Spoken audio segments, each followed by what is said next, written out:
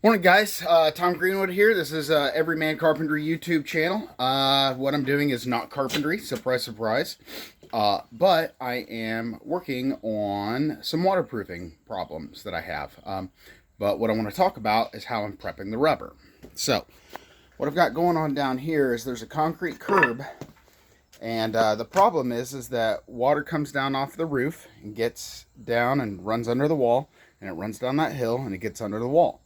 So what I'm doing is I've got EPDM rubber that I prepped the concrete and put glue on it and glued the back of the rubber.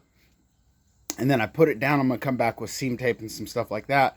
And I'm going to put a little channel there where I get some drainage in it, some rocks and some corrugated pipe, so that it puts the water away from my waterproofing. Anyway, so that's like the thing I'm working on.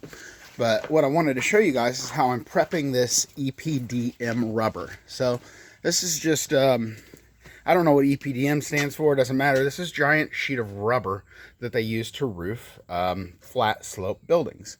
So what I am doing is I'm taking this rubber and I've cut it into these little sections. Let me back up a little bit.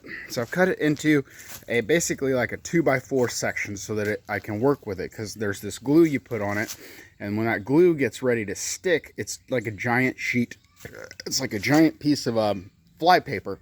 It's really super sticky. So I'm making it narrow so that when I paint it and paint the other rubber, I can stick it together and not have any bubbles or creases or problems, because once it touches, it's over, you're done. So anyway, what I'm doing right now to prep it is I've got the sander here with 80 grit. What I want to do is scuff this stuff up really good. I want to get it really scuffed up. So as you can see right here where it's like black, that's been scuffed up so it'll make a good adhesion. But I need it to be clean as well. You've got to prime it. So I scuffed this where the seam is, and then on the back I've gone over and I've scuffed everything with that sander. And then when I get that all done, I'll come back with this stuff right here. They make a special solvent, so I need to prime it, prime the rubber so that it'll be ready to take the glue. So they make this special solvent, but the stuff is like $56 a gallon. Now, what I've heard professional roofers will do is that they'll just take gasoline, because that's only $5 a gallon, and then they'll paint it. But they're painting like an entire 100-foot roll of this stuff.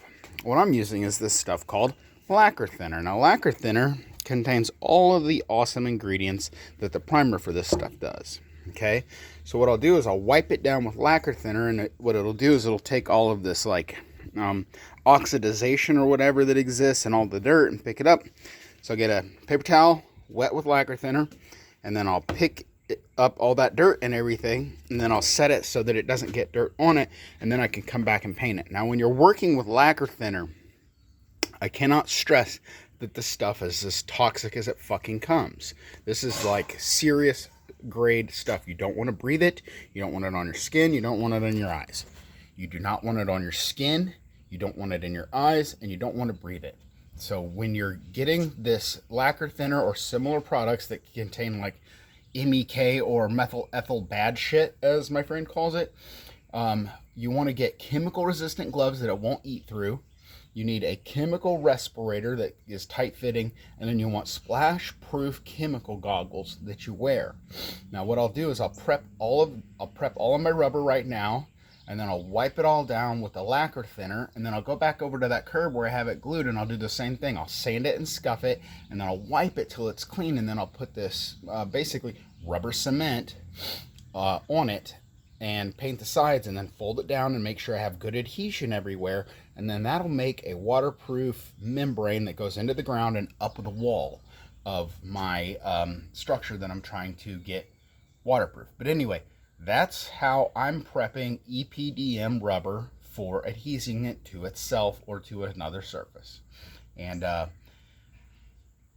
when you work with it, just be aware that it's super likely that if the rubber touches itself, that has the rubber cement on it, that it'll stick to it. So get in small sections, follow the directions, work slow, and be careful, because if you make a mistake, like, you don't get a second chance with this stuff.